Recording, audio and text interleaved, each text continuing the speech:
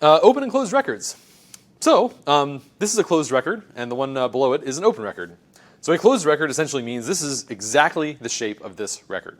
It is closed for extension. You can't make any sort of variations on that.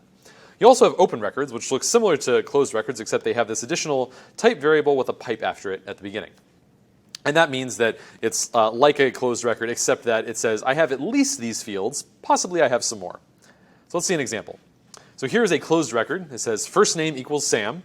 And the type of this closed record is first name colon string. That's closed. Here is an open record.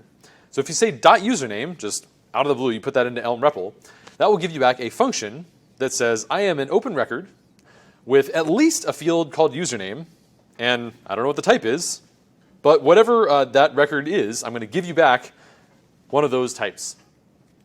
So you can call this .username on any closed record that has, or even another open record, something that has a username field, and whatever's on that field, that's what you're going to get back. If we put this into Elm REPL, we say like anonymous function, take a record, and then say record pipe name equals Lee. And it says, okay, based on what you've told me about this record, I can infer that it is at least a record that has a name field, and that record, that name field is a string. So it's going to say, I'm going to take one of those and then give you back another one.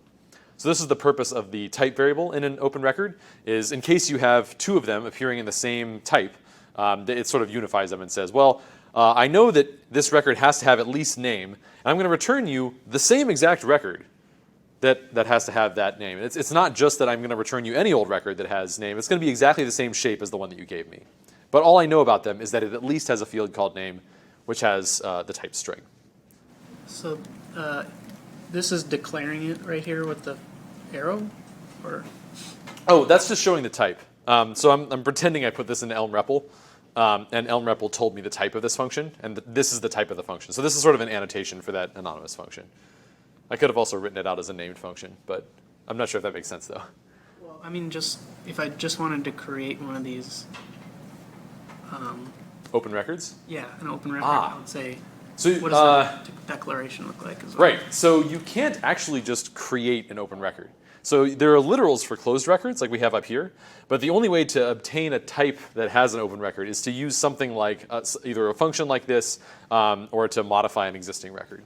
So they only exist in the context of type annotations, not really in terms of, and in terms of type unification, but not in terms of literals. So here's how constraint unification works in the context of open and closed records. So here we have two identical records. They're closed, they're identical, no problem.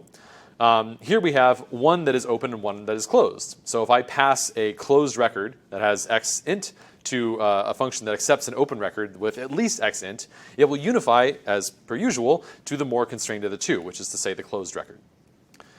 And of course, if I give it to incompatible ones, which could be, by the way, that they have the same number of fields and the same types on those fields, but different names for the fields, even that is enough for them to be incompatible. So they either have to have exactly the same field names and exactly the same types on those fields, or they have to have one is an open record that has at least the fields supported by that particular closed record. In that case, they'll unify to the more constrained of the two. So some examples of this, let's say we have an open record with at least x, which is an int, and a closed record which has x, which is an int, and y, which is an int. It says, great, no problem. I will unify that to the more constrained of the two, which is to say the x and y closed record. We could also have two open records, one of which has more fields than the other, in which case it will unify, once again, to the more constrained of the two, which is to say the one that has two fields instead of just one. Now, so we can get into some more interesting cases here with open and closed records. So let's say I write a function that says it takes a point and then it returns point.x plus point.y. This is going to return something that says I'm an open record with at least x, which is a number, and y, which is a number, and that's going to return a number. So here we have open records interacting with our constrained type of number. And this will unify to x and y being a number. And worth noting that even though it's able to do this, even though I never at any point said, I'm going to return a record that has both x and y. It had to infer that by unifying two disparate open records, one of which says I have x, which is a number, the other which says I have y, which is a number.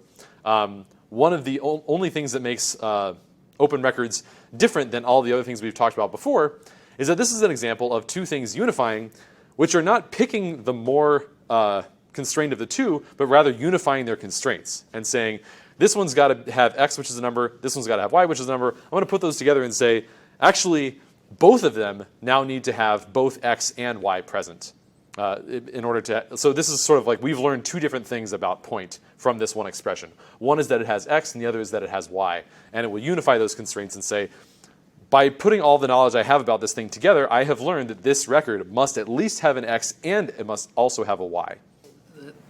What you have here is, if you wrote that in the REPL, that anonymous function, it would give you this type signature. Yes. Okay.